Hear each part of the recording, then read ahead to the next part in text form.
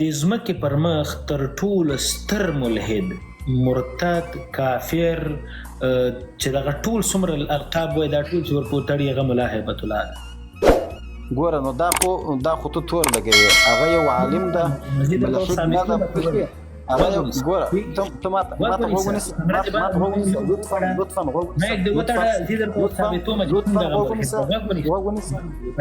میک دې وتړه زه درته ثابتوم چې هغه څنګه ملحد ده.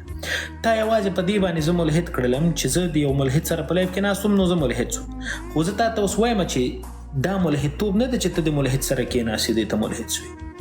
د تا چې کړنې د اسلام خلاف شوې نو ته پوه چې ته ملحد او ته مرتد یې. اوس زه درته وایم چې د ملا هیبت الله کړنې او اعمال څومره د اسلام خلاف دي.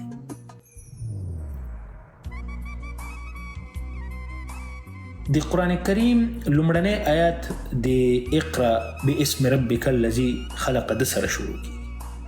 ملا هیبت الله د اقرا تورې نه مني وی ښځې د تعلیم نه کوي ښځې د په کور کښېني. اوس ته ما ته دا ثابت کړه چې دا ملحد نه ده دی مسلمان ده. اوس د مایک ولګه اوس وغږېږه.